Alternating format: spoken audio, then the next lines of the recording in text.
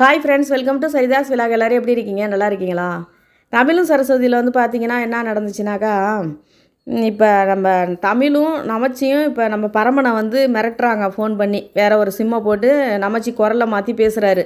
நீ வந்துட்டு அர்ஜுன் அடித்தது போனது இதெல்லாம் எனக்கு தெரியும், நான் பார்த்தேன், நான் ரெக்கார்ட் பண்ணி வச்சுருக்கேன் அப்படின்னு சொன்னோன்னே இவர் பயந்துட்டு இது மாதிரி ஐயோ அப்படின்னோடனே நீ 1,00,000 ரூபா பணத்தை எடுத்துன்னு நான் ஒரு லொக்கேஷன் அனுப்புகிறேன், அங்கே வா அப்படின்னு சொல்லி அவர் சொல்கிறாரு நமச்சி.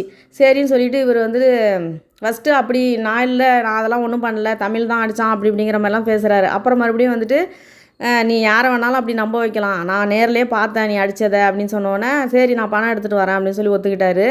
இப்போ நமச்சியும் தமிழும் அங்கே வெயிட் பண்ணிக்கிட்டு இருக்காங்க. இவர் வந்துட்டு 1,00,000 பணம் ரெடி பண்ணிவிட்டு வரேன்ருக்காரு அங்கே. இப்போ அவர் வந்ததுக்கப்புறம் அவரை வந்து கட்டி வச்சு மிரட்டினாக்கா அவர் வாயிலேருந்து உண்மையை உளறிடுவார் அப்படின்ட்டு இவங்க பிளான் பண்ணிவிட்டு இந்த பக்கம் நின்றுட்டு இருக்காங்க.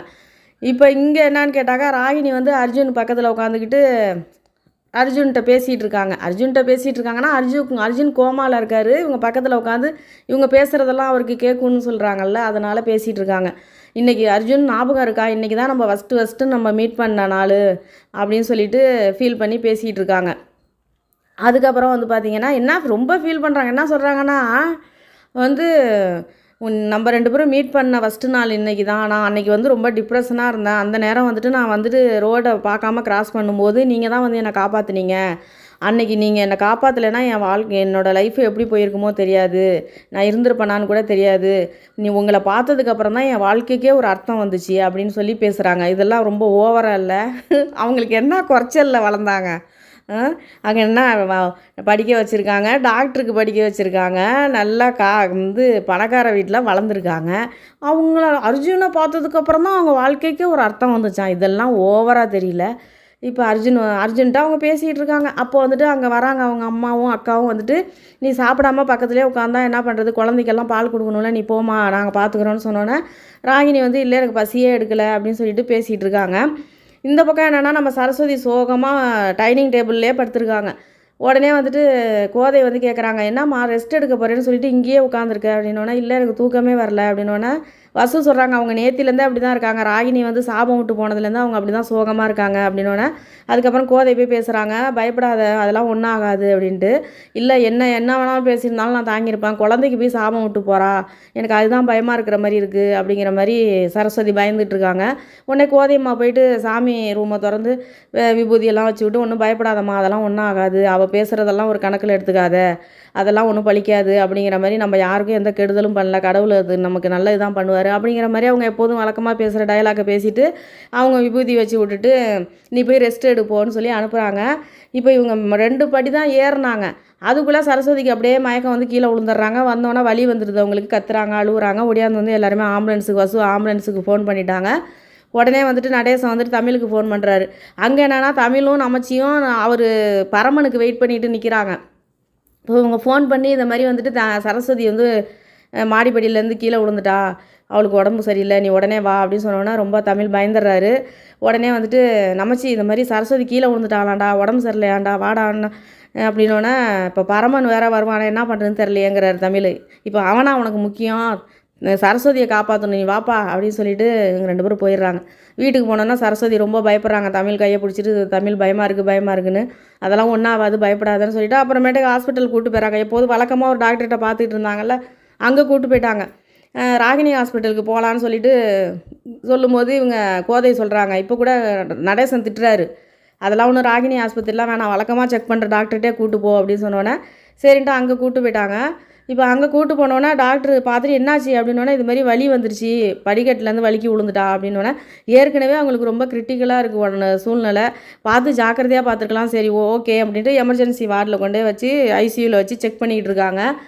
அப்போ வந்துட்டு திரும்ப வந்து சொல்கிறாங்க, இதை மாதிரி வந்துட்டு அவங்க செக் பண்ணிகிட்டு இருக்காங்க. அதுக்கு முன்னாடியே வந்துட்டு கோதையம்மா சொல்கிறாங்க, ஏற்கனவே அவளுக்கு ரொம்ப கிரிட்டிக்கலாக இருக்குதுன்னு சொன்னாங்களா, என்னடா புரியவே இல்லை அப்படின்னோடனே அப்போ நமச்சி சொல்கிறார், ஆமாம்மா ராகினி அன்றைக்கி செக் பண்ணும் பொழுதே அவள் பார்த்துட்டு சொன்னான், இந்த மாதிரி வந்து 2 உயிரில் ஒரு உயிரை தான் காப்பாற்ற முடியும், பிரசவத்தில் 2 பேருக்குமே பிரச்சனை வந்தாலும் வரும், கொடி சுற்றி இருக்குது குழந்தை அப்படின்னு சொல்லி ராகினியே சொன்னாமா அன்னைக்கு, அதனால தான் டாக்டரு உங்ககிட்டலாம் டாக்டர் சொன்ன அன்றைக்கே வந்துட்டு தமிழ் யார்ட்டையும் சொல்லலை, நீங்கள்லாம் கஷ்டப்படுவீங்களேன்னு மறைச்சிட்டாரு அப்படின்னு சொல்லிட்டு தமிழ் நமச்சி சொல்லிக்கிட்டு இருக்காரு.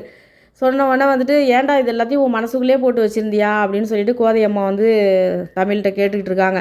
இப்போ டாக்டர் அம்மா வெளியில் வராங்க. வந்தவொடனே என்னாச்சு அப்படின்னோடனே இதை மாதிரி உடனடியாக ஆப்ரேஷன் சிசேரியன் பண்ணி ஆகணும், இப்போ கொடி சுற்றி இருக்குது, குழந்தை தலை திரும்பலை, ரொம்ப வந்துட்டு அவங்களுக்கு பல்ஸ் வேறு குறைஞ்சிக்கிட்டே வந்துக்கிட்டு இருக்குது, ரொம்ப எமர்ஜென்சியாக இப்போ ரொம்ப கிரிட்டிக்கலான சுச்சுவேஷனில் இருக்குது அப்படின்னோடனே உடனே வந்துட்டு வேறு ஹாஸ்பிட்டல் எங்கேயாவது கூப்பிட்டு போகலாமா அப்படின்னா இல்லை, இப்போதைக்கு அவங்கள எங்கேயுமே கொண்டு போக முடியாது, அவங்க ரொம்ப மோசமான நிலமையில இருக்காங்க அப்படின்னு சொல்லிட்டு இப்போ இன்னொரு டாக்டர் தேவைப்படுறாங்க சிசேரியன் பண்ணுறதுக்கு. டாக்டர் வந்துட்டு இங்கே சீனியர் டாக்டர் ஒருத்தர் இருந்தாங்க, அவங்க ஃபாரின் போயிட்டாங்க. இன்னொரு டாக்டர் வந்து எமர்ஜென்சி கேஸ் பார்க்க வெளியில் போயிட்டாங்க. இப்போதைக்கு டாக்டர் யாரும் கைவசம் இல்லை, அதுதான் ட்ரை பண்ணிகிட்டு இருக்கோம் அப்படின்னு சொல்லிகிட்டு இருக்காங்க. அந்த நேரம் என்னன்னாக்கா வீட்டில் வந்து பார்த்திங்கன்னா நம்ம ராகினிக்கு வந்து அந்த டாக்டர் ஃபோன் பண்ணுறாங்க. ராகினிக்கு ஃபோன் பண்ணோன்னே இது மாதிரி ஒரு எமர்ஜென்சி கேஸு அப்படின்னு சொல்லிகிட்டு இருக்காங்க. அதுக்கு முன்னாடியே நம்ம அபி சொல்லிட்டாங்க, இந்த மாதிரி வந்துட்டு சரஸ்வதி அன்றைக்கி ரொம்ப உடம்பு சரியில்லையாம், படிக்கட்டிலேருந்து தவறி விழுந்துட்டாங்களாம், ஆஸ்பத்திரியில் கொண்டு போய் சேர்த்துருக்காங்களாம், நம்ம போய் பார்த்துட்டு வரலாம் வான்னு கூப்பிட்டுட்டு தான் நிற்கிறாங்க அபி. அதெல்லாம் நான் வரல, அதெல்லாம் அவங்க வாயை திறக்கலை, அப்படியே அமைதியாக உட்காந்துருக்காங்க. நான் ஏன் போய் பார்க்கணும், நான்லாம் போய் பார்க்க மாட்டேன், என் புருஷனை வந்துட்டு எந்த நிலைமைக்கு ஆளாக்கியிருக்கான், அவனுக்கு அந்த நிலமை தேவை தான் அப்படிங்கிற மாதிரி அவங்க சொல்லிக்கிட்டு இருக்காங்க. அப்போ வந்துட்டு டாக்டர் ஃபோன் பண்ணி இந்த மாதிரி ஒரு எமர்ஜென்சி கேஸு சிசேரியன் பண்ணணும், டாக்டர் கிடைக்கல, உடனே வர முடியுமான்னு கேட்குறாங்க. ஃபஸ்ட்டு ஓகேன்னு சொல்லிவிட்டு ஃபோனை கட் பண்ணிடுறாங்க. அதுக்கப்புறம் வந்துட்டு என்னான்னு சொல்லி அந்த தண்டசோர மாமா கேட்குறாரு, இது மாதிரி வலசரவாக்கத்தில் ஏதோ ஒரு ஹாஸ்பிட்டலில் வந்து ஒரு டெலிவரி கேஸு எமர்ஜென்சியாக கூப்பிட்றாங்க, டாக்டர் இல்லையா அப்படின்னோடனே அந்த அந்த இடத்துல தானம்மா சரஸ்வதியை கொண்டே சேர்த்துருக்காங்க அப்படின்னோடனே இப்போ பேஷண்ட் நேம் என்னான்னு கேட்டுப்பார் அப்படின்னோடனே திரும்ப கால் பண்ணி கேட்குறாங்க. கால் பண்ணி கேட்டோன்னே ஆமாம் சரஸ்வதி ஃபஸ்ட்டு குழந்த, அவங்க கொடி சுற்றி இருக்குது, தலை திரும்பலை, ரொம்ப எமர்ஜென்சியாக இருக்குது, நீங்கள் உடனே வந்தால் நல்லாயிருக்கும்னு டாக்டர் திரும்ப சொல்கிறாங்க. உடனே இவங்க என்ன சொல்கிறாங்க, இல்லை நான் வரல, நீங்கள் வேறு டாக்டர் ரெடி பண்ணிக்கிங்க, எனக்கு வேறு வேலை இருக்குதுன்னு சொல்லிட்டு ஃபோனை கட் பண்ணிடுறாங்க. இப்போ வந்துட்டு பார்த்தாக்கா சரஸ்வதிக்கு ரொம்ப பல்ஸ் கம்மியாகிட்டே வந்துகிட்டு இருக்குன்னு வேறு சிஸ்டர் சொல்கிறாங்க. இப்போ டாக்டர் வந்து வெளியில் வராங்க. வெளியில் வந்தோடனே வந்து என்னாச்சு ஏன் இன்னும் ஆப்ரேஷனுக்கு ரெடி பண்ணலையான்னு நடேசன் கேட்குறாரு.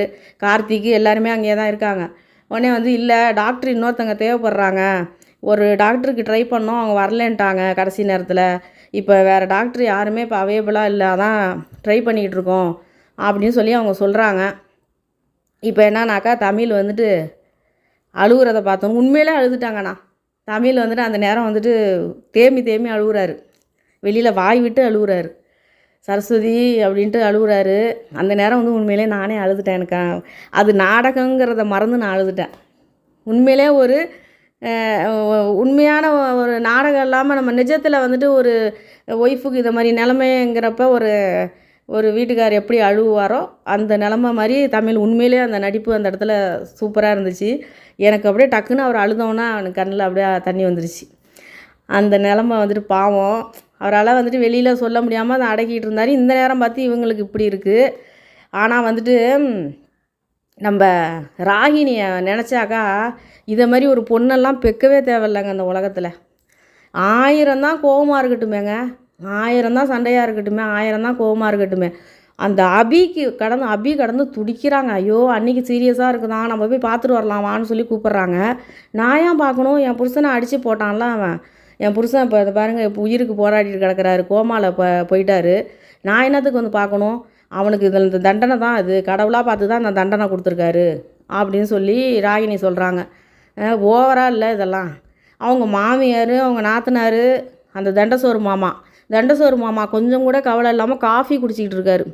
காஃபி குடிச்சிக்கிட்டு போவாத, அதெல்லாம் போகக்கூடாது, நம்மளை வந்து கஷ்டப்படுத்துனாங்களே அதுக்கு தான் கடவுளாக பார்த்து தண்டனை கொடுத்துருக்கான் அப்படின்னு அவங்க மாமியார் சொல்கிறாங்க. ராகினியோட மாமியார் சொல்கிறாங்க, வந்துட்டு இன்றைக்கி வந்து உன் குடும்பமே அழுவ தான் போகுது, ஏதாவது ஒன்று அங்கே நடக்க தான் போகுது அப்படிங்கிறாங்க. அவங்க நாத்தனார் இருக்காங்க, அதை தாண்டினது அது, போவே கூடாது, நீ போவாத, சரஸ்வதி ஏதாவது ஒன்று ஆகட்டும், நான் கரெக்டான தண்டனை தான் கடவுள் கொடுத்துருக்காரு அப்படிங்கிற மாதிரி பேசிகிட்டு இருக்காங்க. ஆனால் அந்த ராகினிக்கு எவ்வளோ அன்னைக்கு வயிற்றில் குழந்தையோட இந்த தண்டசோறு மாமா குடிச்சிட்டு காரை கொண்டே இங்கேயே கொண்டே விட்டார, அன்னைக்கு நிலைமையை நினச்சி பார்த்தாங்களா? அன்னைக்கு நிலைமைக்கு தமிழ் ஒடியாரலைன்னா அன்றைக்கி இந்த குழந்தையும் அவங்களையும் காப்பாற்றிருக்க முடியுமா?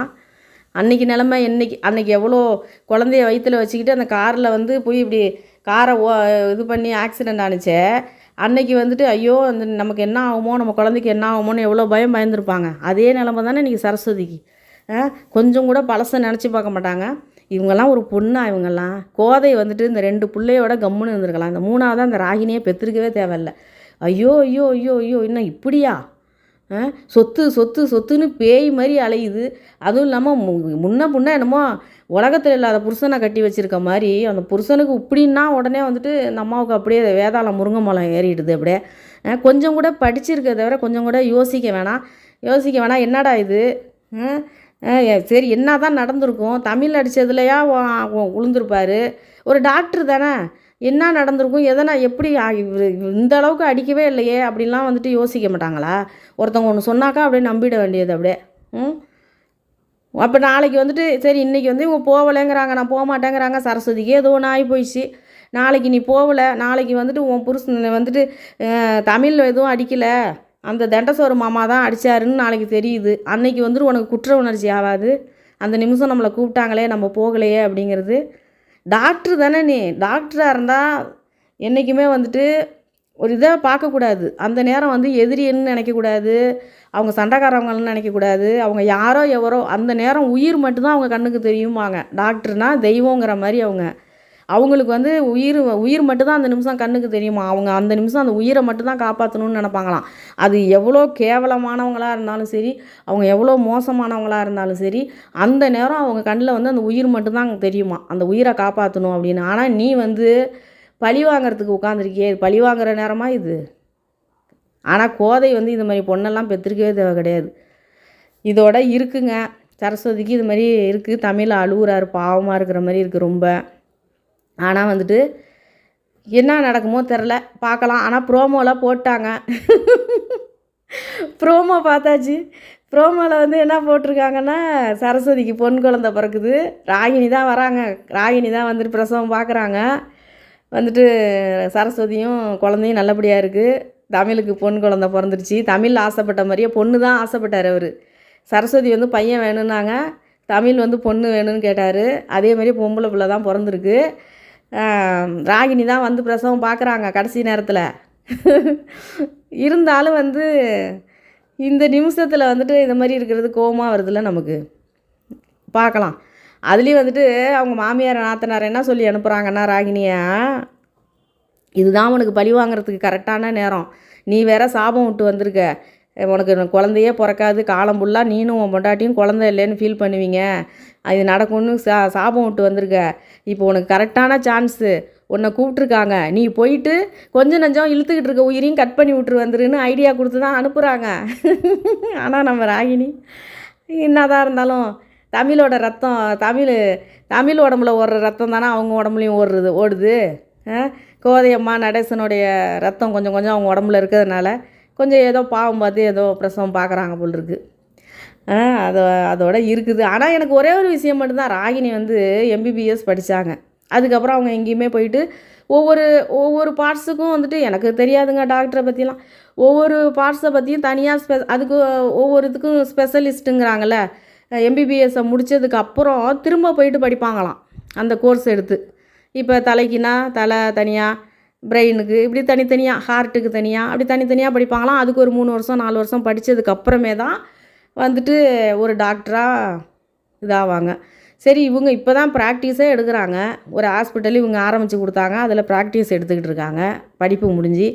அதுக்குள்ளே வந்துட்டு டெவலப்மெண்ட் ஆகியிருக்காங்க பாருங்கள். அது கூட தமிழ் தான் காரணம் இல்லை, ஒரு ஆஸ்பத்திரி வச்சதுனால தானே ஒரு ராகினிங்கிற ஒரு டாக்டர் இருக்காங்க அப்படிங்கிற மாதிரி தெரியுது. அதை ராகினியை கூப்பிட்றதே பெரிய விஷயம். என்ன சொல்கிறீங்கங்க? முழு டாக்டராகவே இன்னும் அவங்க ஆகலை. அவங்க எதுக்குமே ஸ்பெஷலிஸ்ட்டாக படிக்கலை அவங்க இன்னும். இப்போ தான் அவங்க ட்ரைனிங்கே எடுத்துக்கிட்டு இருக்காங்க. இப்போ வந்துட்டு அவங்கள கூப்பிட்றதே பெரிய விஷயம். இதில் வந்துட்டு அந்த அம்மா வேற பிகு பண்ணிக்கிட்டு உட்காந்துருக்காங்க. பார்க்கலாம். இன்றைக்கி இதோட நிறுத்தியிருக்காங்க. இன்றைக்கி வந்து சரஸ்வதி வந்து கிரிட்டிக்கலான சுச்சுவேஷனில் ஐசியூவில் இருக்காங்க.